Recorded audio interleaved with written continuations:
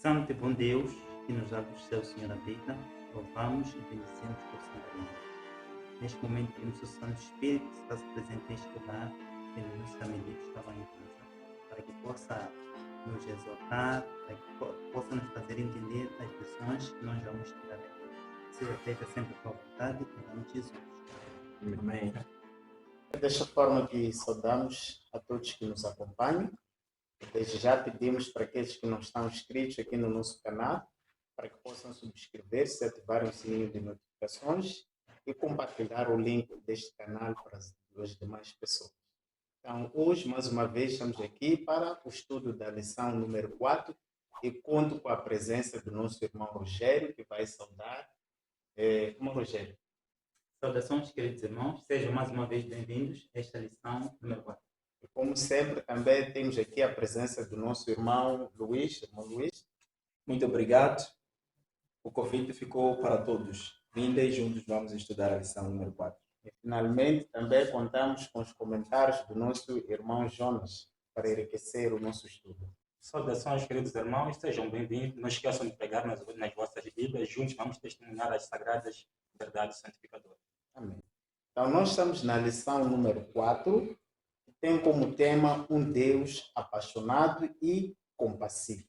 Conforme já viemos estudando nas lições anteriores, nós vimos que estamos a trabalhar com um Deus amoroso, um Deus que nos ama, um Deus que sente compaixão por nós. Apesar de nós cometermos vários erros, Ele é um Deus misericordioso, é um Deus que nos ama. Então, esta lição vai nos mostrar a necessidade de diferenciarmos as emoções de Deus das emoções dos homens, porque Deus ele usa a linguagem humana para que os homens possam melhor o compreender. Então, nós aqui vamos ver um Deus que se apaixona, vamos ver um Deus compassivo para com o ser humano. E, com a ajuda dos nossos painelistas aqui, vai ficar bem claro aquilo que nós vamos abordar. O verso que nos acompanhou nesta lição é o livro de Isaías, capítulo 49, versículo 15, que diz o seguinte: pode uma mulher esquecer-se do filho que ainda amamenta, a ponto de não se compadecer do filho do seu ventre? Mas ainda que ela se esquecesse, eu não me esqueceria de ti. Então, nós aqui encontramos uma imagem de uma mulher e nós vamos buscar compreender essa imagem e fazermos um paralelismo com aquilo que é o nosso Deus. Então, irmão Jonas, o que tem a dizer sobre esta lição que mostra o amor de uma mãe para com seus filhos? De que formas podemos estabelecer um paralelismo para com o cuidado de Deus para conosco, nós como filhos de Deus? Na verdade, aqui a lição ela nos apresenta o amor apaixonado e compassivo de Deus a uma imagem parental. Então, aqui a lição nos ilustra o amor que os pais têm pelos filhos. Por isso, nós vamos ver no livro de Salmos 103, versos 13, nos é dito que, assim como o pai se compadece dos filhos, Deus se compadece daqueles que o temem. Então, uma referência clara de que o amor de pai serve para ilustrar aquilo que é o amor de Deus. E também encontramos aqui, como o irmão Ben reflexiou no verso áureo, que o autor nos traz, ou as Sagradas Escrituras nos trazem também o amor de mãe. Que pode uma mãe esquecer-se do seu filho que ainda amamenta? Claramente que não, mas ainda que ela se esqueça, Deus jamais esquecerá do quê? De nós, de todos nós que somos seus filhos. Então, o amor de mãe, ele é usado para ilustrar o amor de Deus, mas não é na perfeição. Porque nós sabemos que ainda que a mãe esqueça o seu filho, mas Deus não se esquecerá de nós. Mas temos uma coisa importante aqui que temos que realçar. Em que sentido Deus usa o amor dos pais como uma referência clara do seu amor? E nós temos que perceber, será que é qualquer pai? Será que é qualquer mãe? Claramente que não. Nós sabemos que existem pais que rejeitam os seus filhos, assim como mães que rejeitam os seus filhos. Até pior, temos visto nos dias de hoje crimes hediondos em que as mães, após dar o parto, jogam os filhos nas sarjetas, nos contentores de lixo. Será esse amor que Deus está falando? Será esse amor de mãe que Deus está falando? Claramente que não. Se nós formos a perceber no livro de Salmo 103, verso 3, nos é dito, 13, assim que é, nos é dito o seguinte, que assim como o pai se compadece do filho, Deus se compadece daqueles que o temem. Então aí está o segredo. Então, a compaixão, o amor dos pais, ele só é comparado para quê? Para um pai temente a Deus, uma mãe temente a Deus. Então, se um pai, uma mãe é temente a Deus, claramente que irá educar os seus filhos consoante os princípios bíblicos. Pois o amor se estabelece em Deus. A Bíblia diz que Deus é amor, não tem amor. Ele é amor. Então, se nós queremos doar esse amor, a única forma de darmos um amor que se aproxima à perfeição, então é exatamente olhando para Deus, por intermédio de Cristo, que Ele nos disse: me amar, guardareis os meus mandamentos. Se andarmos conforme os seus caminhos, claramente nós estaremos a dar um testemunho vivo do amor de Deus. Então, há uma necessidade aqui de olharmos para Deus, para os seus ensinamentos, para aquilo que é a sua incumbência para nós, para que nós possamos refletir esse amor. E olha só, mais uma coisa, nos diz que nosso Deus é compassivo, é um Deus apaixonado e compassivo. Assim como Ele doa esse amor sem merecermos, e nós, quando o aceitamos, esse amor, temos que doar o quê? Ao nosso próximo. Então, aqui existe uma obra altruísta. Então, nós temos essa incumbência, essa missão de espalhar esse amor que Deus emana sobre nós, e nós temos que emanar o mesmo amor para o nosso próximo, promovendo o que? Um bem-estar na nossa igreja, na nossa vizinhança, na sociedade em geral, mas dentro dos princípios bíblicos. Exatamente. Muito obrigado, irmã Jones. É interessante que esta lição traz a imagem de uma mulher como uma imagem perfeita para representar aquilo que é o amor de Deus, o cuidado de Deus para conosco. Mas depois diz que o amor de Deus é maior do que o amor de uma mãe. Por quê? Por um lado, você encontra uma mãe que daria a sua vida para proteger o seu filho. Assim como no mundo animal. Os animais, as fêmeas, dariam a sua vida para proteger as suas crias. Mas depois, por outro lado, você encontra uma mãe que consegue vender o seu próprio filho, uma mãe consegue matar o seu próprio filho. Daí que aparece essa imagem como Deus tendo o amor maior do que uma mãe. Só para finalizar, se formos a perceber um ponto mais importante que ilustra o amor de Deus é maior que o amor de uma mãe. Nós, em Filipenses 2, dos versos 5 até 8, nós encontramos o processo de humilhação de Cristo. Um Deus teve que abdicar o quê? Da sua grandeza. Então, ele se tornou o quê? Um homem, assim como nós, com um corpo pecador, e pagou o maior preço que existe. Ele para sempre estará preso àquele corpo humano. Pode um amor desses ser explicado? Claramente que não. A humanidade havia sido condenada à morte eterna. Então, a morte de Cristo foi eterna, porque se assim não fosse, nós não podíamos viver a sua vida, que é eterna. Então, esse amor é inexplicável e é imensurável. Jamais pode ser exprimido ou comparado a um amor igual a esse. Claramente que é maior. Exatamente. Então, nós... outras palavras que as feitas de Cristo são eternas. São eternas. Então, nós precisamos refletir este tipo de amor. Que, por exemplo, primeira carta aos Reis, capítulo 3, nós não vamos ler aqui, mas aí em casa podem acompanhar a partir dos versos 20, conta aquela história das duas mulheres, onde uma perde o filho e vai substituir com o filho da outra. Mas diante do rei, para resolver essa situação, quando o rei pede a espada para dividir, a verdadeira mãe preferiu abdicar-se do filho, mas para que o filho continuasse vivo.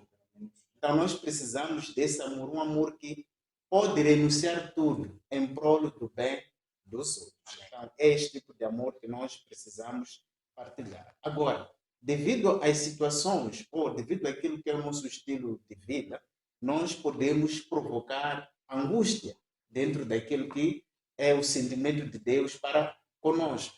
Falamos do amor angustiante, não é? Então, como nós podemos entender, não é, sobre o capítulo de Oséias, né, aqueles textos, o que elas nos mostram, como é que elas ilustram o amor de Deus, apesar da rebelião do povo. Irmão Luiz, o que podemos dizer sobre isso? Bom, Deus sempre tem usado uma linguagem para alcançar o homem, e linguagens figurativas, mas para que o homem possa aprender as lições de Deus. Neste caso, ele usa Oséias como quem tinha de ir casar com uma prostituta. esta que teve um comportamento contínuo de prostituta. O que é que uma prostituta realmente faz? Ela nunca se satisfaz com um único marido. Ela sempre vai continuar a ter aquela vida de troca.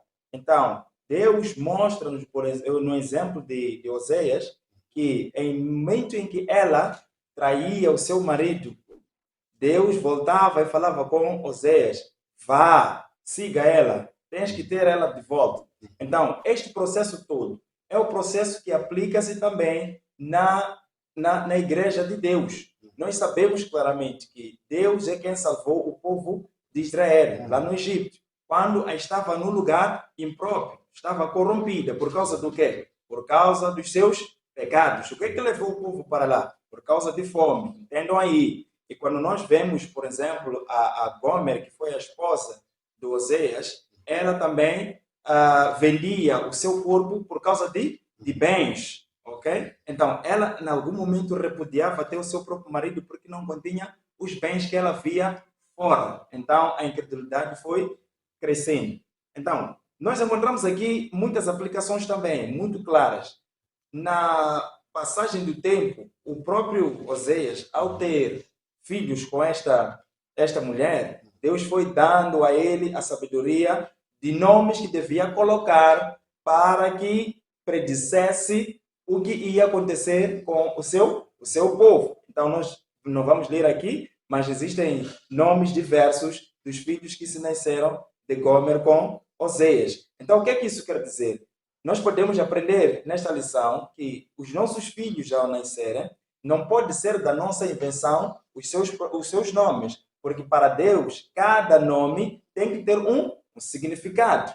Então, nós precisamos consultar a Deus. Qual é o nome? Qual é que é o significado? Porque, entendam, o nome da pessoa dada, em algum momento, pode vir a refletir o seu caráter futuramente. É um exemplo, por exemplo, do próprio Daniel. Okay? Nós vimos que Daniel significa Deus é meu juiz. Então, nós encontramos aí o significado do nome e ele continuou sendo fiel. O que mais nós podemos, então, aprender? O povo de Israel foi um povo que sempre se rebelou contra Deus, assim como também foi a Gomer contra o seu marido. Nesse caso, ela traiu o seu marido várias vezes, mas Deus sempre disse a Oséias que devia ir e buscá-la. Eu quero convidar os irmãos, por exemplo, para nós lermos no livro de Deuteronômio, capítulo 31, versos 16. O que é que leva o povo, então, a se desviar do caminho do Senhor? A palavra nos diz o seguinte: e disse o Senhor a Moisés: eis que dormirás com os teus pais, e este povo se levantará e se prostituirá, indo após a deuses dos estranhos da terra, para o meio dos quais vai e me deixará, e anulará o meu concerto que tenho feito com ele. Veja, o exemplo que Deus quer nos mostrar é o que acontece já com o povo quando morre o seu líder, que é Moisés. Disse claramente que este povo vai me trair, este povo há de idolatrar aos outros deuses. Então, isso foi acontecendo. Agora, esta é a realidade do povo de Deus. Mesmo que Deus veja o povo se prostituindo, ele sempre envia os seus para poder chamá-lo de volta. E isto acontece por quê? Porque estes homens, ou este povo, está, na verdade, fito numa mensagem já não dada pelo próprio Deus. E Deus tem os seus conselhos, e ele sempre chama o povo de volta. Exatamente. É interessante que a imagem de Oséias ter que casar com uma mulher adúltera, uma prostituta, vai representando aquilo que é a nossa condição espiritual. Exatamente. Quando nós, por exemplo, nos envolvemos na idolatria, a idolatria no passado não é idolatria hoje. Exato. Mas não deixa de ser a idolatria. Então nós acabamos nos prostituindo, porque como igreja, que é uma mulher, deve ter apenas um marido, que é Cristo marido. Jesus. É a mesma situação que Isaías capítulo 4 descreve, né? Quando ele diz, logo no verso 1, que diz que naquele dia, 7 mulheres, exato, que representam as 7 fases da igreja, tomarão um só homem, dizendo: conseguiremos o nosso próprio pão e arrumaremos nossas próprias roupas. Queremos apenas ser chamados pelo teu nome. Livra-nos dessa desordem. Então, nós encontramos aqui mulher, que é a igreja, e tem um único marido, que é Jesus Cristo. Exatamente. Mas diz que não quer receber a palavra de Jesus. Não quer essa palavra de Jesus. Diz que vai arranjar das suas próprias formas a palavra.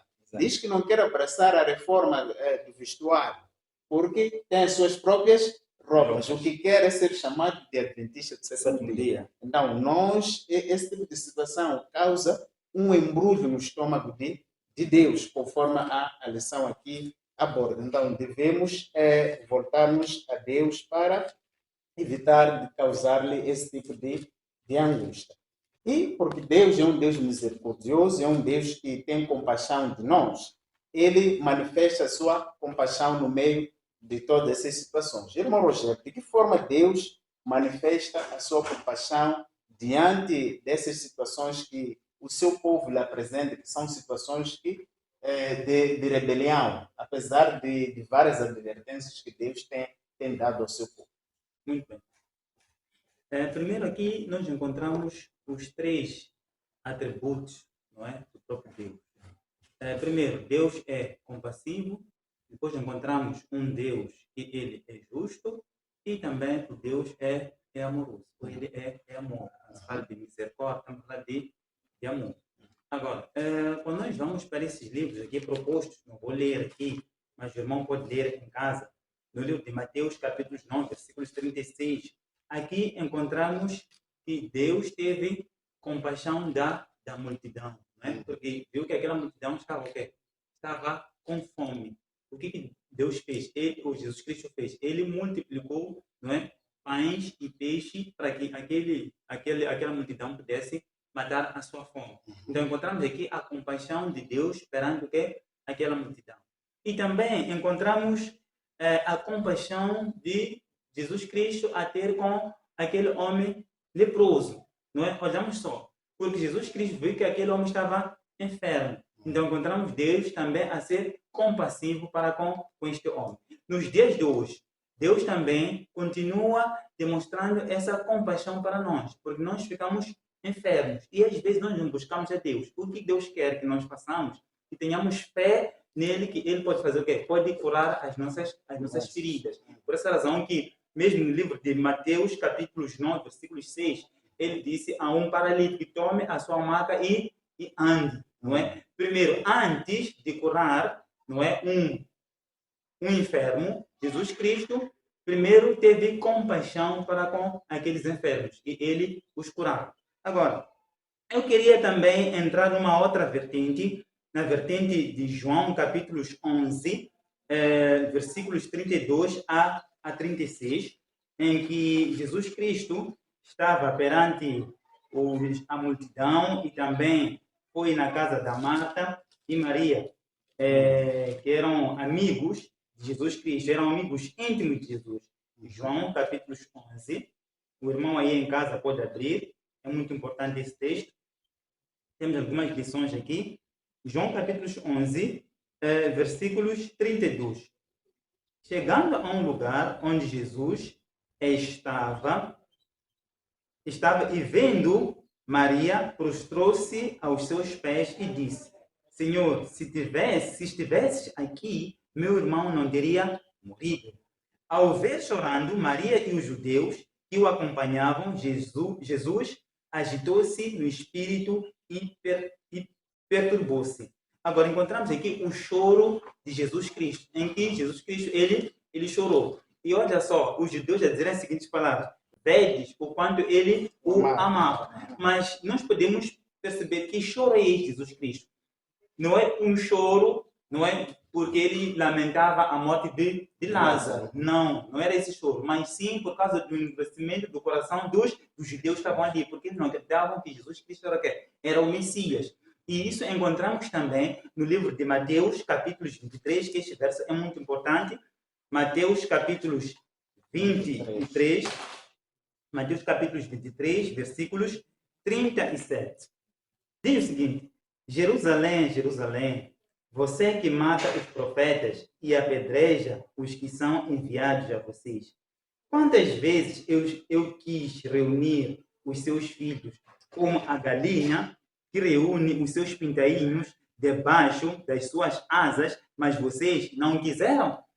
Então, Jesus Cristo, ele clama pelo Jerusalém. E não só, quando ele entrou em Jerusalém, encontramos o choro de Jesus Cristo, porque ele já sabia que aquela cidade ia ser destruída. Jerusalém que mata os profetas. Quando nós vamos para o livro de Jeremias, capítulo 28, o irmão pode ler lá em casa. Não é? Vou tentar exemplificar o que acontece. Lá tinha um profeta chamado Ananias, e depois lá também tinha o profeta Jeremias. Olha só o que ele diz, irmãos. Ananias era um profeta conhecido por todo o povo. Não é? Todos olhavam para aquele profeta como um exemplo de Deus. E depois encontramos o Jeremias. Era um profeta que, comparado nos dias de hoje, são pessoas quaisquer, que cada um podia qualquerizar, e aquilo que ele falava, na verdade, podia ser benéfico para a sociedade ou não, porque eles tinham um profeta exemplar. Estamos juntos, não é? Agora, acontece que este profeta, Ananias, ele começou a dizer que ele ia recuperar os utensílios, não é? Da Babilônia, não é? E depois ia trazer o profeta, o quê? Não o profeta, mas sim o rei Joaquim, onde? Lá em Jerusalém, não é? Agora, quando nós começamos com a história, é quando o profeta Ananias, ele diz as seguintes palavras, que, na verdade, nós temos que falar sobre o quê? Temos que, em 2 anos, esta cidade, não é? Não vai ser destruída. Então, vamos trazer paz para o quê? Para a cidade de Jerusalém. Tudo isso será restaurado, não é? Encontramos que o profeta Jeremias diz que amém. Você está a dizer, Deus seja louvado. Porque os profetas que vieram antes de você não chegaram de fazer o quê? De falar sobre paz e prosperidade, mas sim estão a promover o quê? Guerra e fome. Falando de guerra e fome. Então, se isso na verdade que você está a dizer, Deus seja o quê? Seja louvado. Mas estamos a ver que este profeta Ananias era um profeta falso. Não é? Que era um profeta de Deus. Por causa disso. Então, Jeremias, ele andava num jugo, sempre pregando o evangelho num jugo, para mostrar o sofrimento do povo de Deus. Que esse povo ia ser levado cativo durante 70 anos na Babilônia. Eu vos pergunto, irmãos, não aconteceu isso? Aconteceu.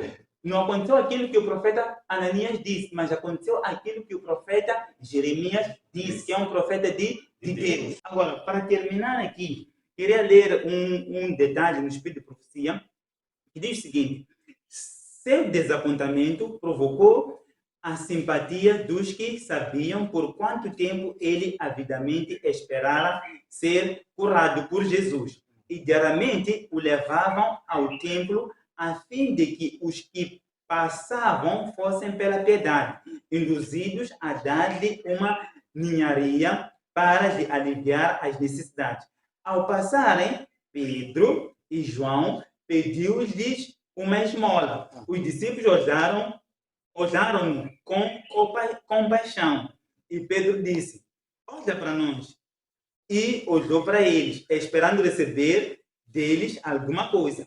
E disse Pedro: não tenho prata nem ouro. Ao declarar Pedro desta maneira a sua pobreza, o rosto do coxo decaiu, mas tornou-se radiante com esperança ao continuar o apóstolo. Mas o que tenho é isso, te dou. Em nome de Jesus Cristo, o Nazareno, levanta-te e anda. Encontramos isso no Atos dos Apóstolos, não é? Capítulo 6. Olha só, a compaixão do quê? Dos discípulos, a dizer o quê? Aquele coxo. Ele pedia esmola, mas Pedro e João disseram que nós não temos o quê? Esmola para te dar. O que nós temos? Temos a esperança, não é? Da cura. Levanta-te e anda. Jesus Cristo nos deu este poder para que nós também possamos dizer a um coxo, a um enfermo, não é? Para levantar e ele andar. Assim, também nós estaremos a exercer o caráter de Cristo aqui na terra. Muito obrigado. São lições interessantes ao vermos como é que Deus manifestava a sua compaixão para com o povo sofredor. É interessante que o texto que o irmão aqui trouxe, de Mateus 23, que nós lemos aqui, de que Jerusalém fazia o quê? Matava os profetas, não é? E vimos que Jesus Cristo olhou para a multidão e teve compaixão. Por quê? Porque via ovelhas desgaradas sem pastor. Mas aqui, no verso 38, depois de dizer que matam os profetas, diz que a vossa casa ficará abandonada, ficará desolada. Por quê? Quanto mais se endurece o coração, quanto mais os profetas, os mensageiros de Deus trazem advertência e o povo não atende às advertências que Deus traz. Porque Deus traz advertência porque Ele sente compaixão por nós. Ele nos ama e quer nos salvar. Então, Ele traz a mensagem de advertência para que quem tem ouvido ouça e pratique aquilo que Deus pretende. Então, quando a pessoa endurece o coração, aquele que é a nossa casa, que é o nosso corpo, devia ser o templo do Espírito Santo. O Espírito Santo vai fazer? Vai retirar-se. É por isso que aqui diz que vai ser desolada. Por isso que Amós 8, versículo 11, fala de uma fome. Mas essa fome não é de comida, é da palavra de Deus. Então, qual é essa palavra de Deus que faz com que os profetas sejam mortos? É a verdade presente. Então, a ausência da verdade presente, porque as pessoas que pregam essa mensagem são muitas das vezes perseguidas, faz com que as almas de Deus, ou os filhos de Deus ao contemplar, tenham compaixão e vejam que são ovelhas sem pastores. É a questão que ele faz.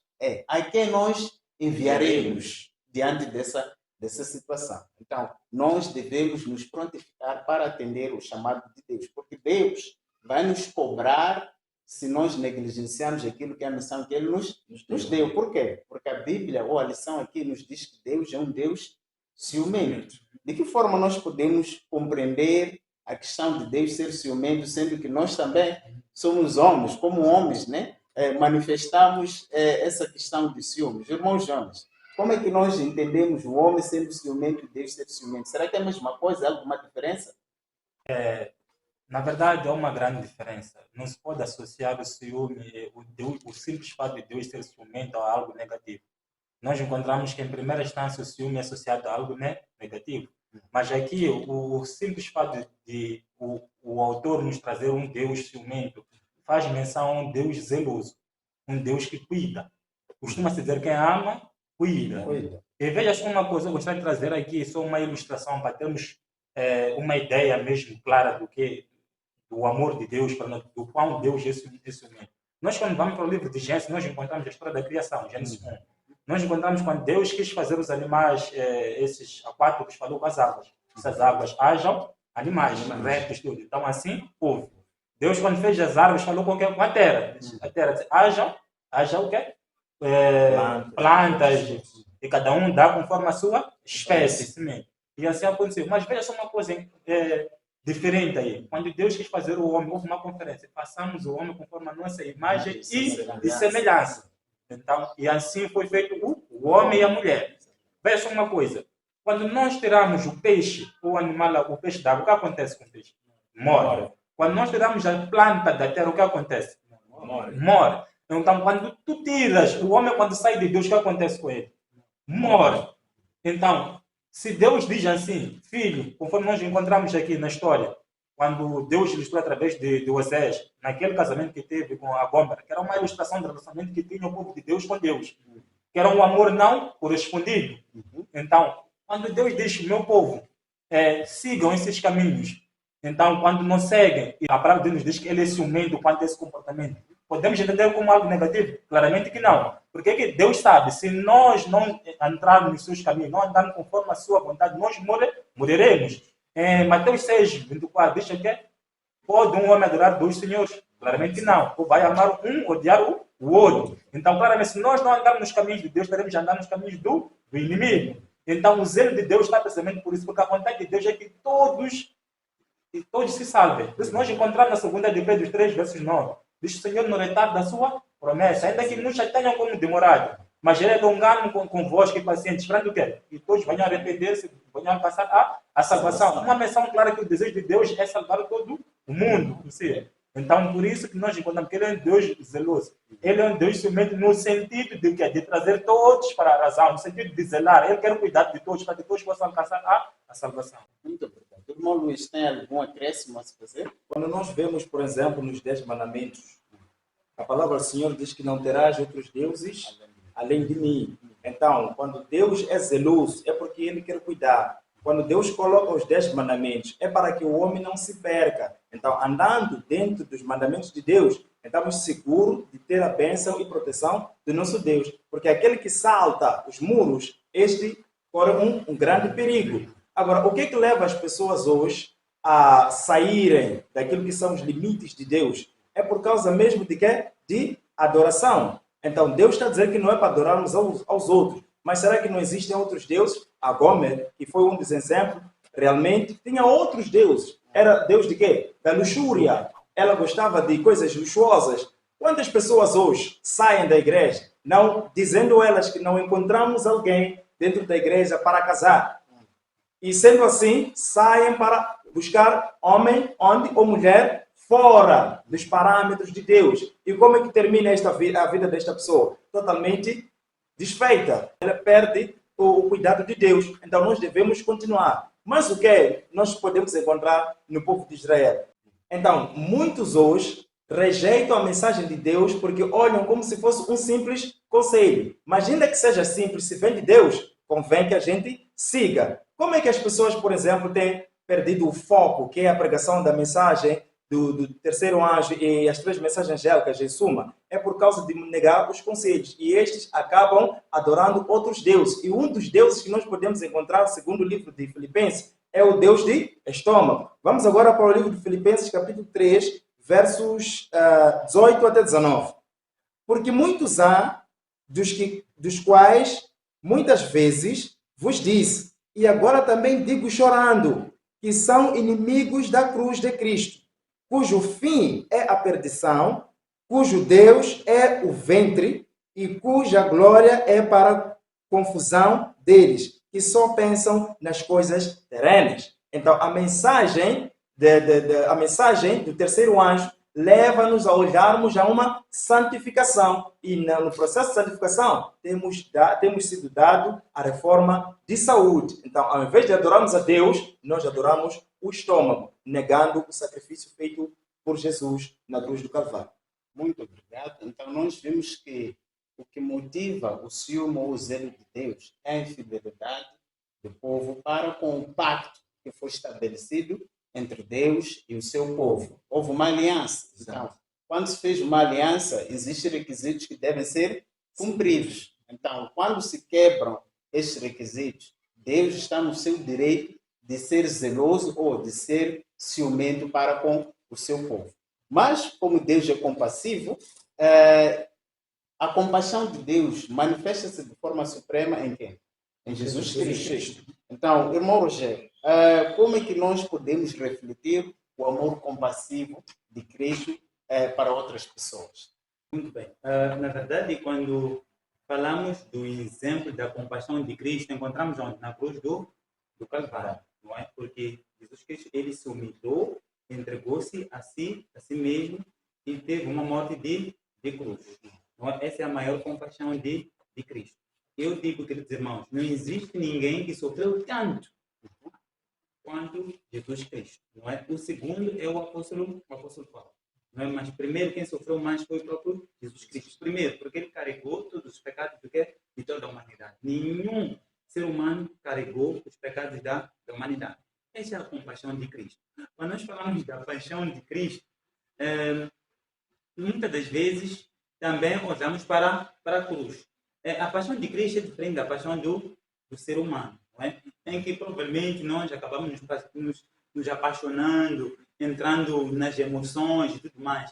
Em que essa paixão, hoje estou apaixonado e amanhã já não estou apaixonado. É diferente de Cristo. Quando nós falamos da paixão de Cristo, vamos olhar para onde? Para a cruz, não é? Temos que olhar nessa vertente. E não só. Quando nós vamos para o livro de Lucas, capítulo 24, versículos 26, diz o seguinte: não devia o Cristo sofrer estas coisas para entrar na sua glória? Não é? É uma pergunta, não é? Então, Jesus Cristo teve que sofrer para entrar na sua glória. E não só. Nós sabemos que Jesus Cristo foi o quê? Foi o primeiro dos primogênitos dos mortos, não é? Nós encontramos isso no Mateus capítulo 27, a partir do versículo 51. Encontramos essa parte. Jesus Cristo foi o primogênito dos mortos. Agora, e não só, quando vou para o livro de Coríntios, capítulo 13, aqui encontramos que o amor é o quê? É paciente. O amor é o quê? É bondoso. Não inveja. não se vanglorie, nem é arrogante. O amor nunca morre. Você já imaginou? Jesus Cristo ele morre na cruz. Mas o amor é eterno. Não é? Ele ressuscitou. E quando ressuscita, continua com o quê? Com o mesmo amor. Então, é esse amor que o próprio Deus nos convida para que nós possamos alcançar. Agora, indo também na pergunta que o irmão aqui colocou, eu posso ir no livro de Tiago, capítulos 1, versículos 26 e 27. 26 e 27. Tiago 1, diz o seguinte: se alguém se considera religioso, mas não refreia a sua língua, engana-se a si mesmo. Sua religião não tem valor algum. Versículos 27. A religião que Deus, o nosso Pai, aceita como pura e imaculada é esta: cuidar dos órfãos e das viúvas e suas dificuldades e não se deixar corromper pelo mundo. Olha só, nós mostramos o quê? O amor, mostramos o quê? A compaixão e mostramos o quê? A paixão de Cristo nestes versículos que nós encontramos aqui no livro de Tiago. É exatamente o que Deus requer de nós, para que nós sejamos verdadeiros religiosos aonde? Aqui na Terra. Muito obrigado. Não sei se o irmão Jonas gostaria de acrescentar algo sobre o amor compassivo de Deus. Só queria ressaltar algo também importante, mas não distante do que o irmão Massini falou, que é a relação da religião prática. Nós encontramos a religião prática. E veja só, quando Cristo vier, a pergunta que será feita é: eu tive fome e você me deu de comer. Eu estive doente e você não me visitou. Eu tive sede e você não me deu de beber. E por aí fora. Então, existem duas classes que Cristo vai tratar naquele tempo. A classe dos que eles obedeceram a esses critérios. Quer dizer, eles visitavam as pessoas que estavam doentes, eles deram de comer a quem estava faminto, e deram de beber a quem estava sede. Mas tinha uma outra classe que não comungava dessa religião prática, ou seja, não obedecia aos critérios da religião prática. Simplesmente eles ignoravam o ensinamento do Mestre, Jesus, e seguiam para o egoísmo. Nós sabemos que foi o egoísmo que fez o quê? Com que o pecado se originasse no mundo, através de Satanás lá no céu. Então, muitas pessoas são movidas pelo egoísmo, não pelo altruísmo, que é a paixão de Cristo. Então, Cristo vem nos ensinar isso. Assim como ele viveu para nós temos que viver para os outros, porque esse é o sentido de ser cristão, ser seguidor de Cristo. Ok, muito obrigado, irmão Luís. Na verdade, sem sacrifício é impossível nos agradarmos a Deus. Sendo assim, Deus, por ser compassivo conosco, vendo que, na verdade, nós estávamos perdidos, através do nosso primeiro pai, Adão, ele, depois de Adão ter caído, procurou Adão, perguntando: onde estás? Porque ele pretendia lhe vestir. Ele encontrava-se numa situação de nudez. Então, é o mesmo que Deus quer fazer conosco. Trazendo estas mensagens, estas lições, precisamos entender que, com isso tudo, Deus quer demonstrar a sua compaixão e quer nos levar de volta à sua casa. Esta é que é a mensagem de Deus. Muito obrigado. Então, nós concluímos que Deus deseja nos trajar com vestes brancas, não é? Que vão representar aquilo que é a justiça de Cristo. Então, nós somos apelados a entregarmos a nossa vida a Cristo. E a nossa oração, para terminarmos, deve ser o que o salmista diz, o Salmo 51. Vamos para o livro do Salmo 51, vamos ler no versículo 10. Salmo 51, versículo 10 e versículo 11, nós vamos encontrar aquilo que deve ser a nossa oração, porque o que move Jesus, a compaixão de Deus por nós, é o sofrimento. E hoje o povo sofre por falta de conhecimento, mas esse conhecimento está disponível, mas o povo rejeitou. Então precisamos voltar à verdade presente. A nossa oração deve ser o que Salmos diz, Salmo 51, versículo 10. Ó Deus, cria em mim um coração puro e renova em mim um espírito inabalável. Não me expulses da tua presença, nem retires de mim o teu Santo Espírito. Então, esta é que deve ser a nossa oração no nosso dia a dia. Que Deus possa abençoar a todos que estiveram conosco a nos acompanhar e que possam partilhar o link e possam se subscrever aqui no nosso canal para que na próxima lição possamos estar com mais pessoas para juntos estudarmos a lição da Escola Sabatina. Que Deus possa nos aguardar e contamos com a vossa presença no próximo sábado para o próximo estudo.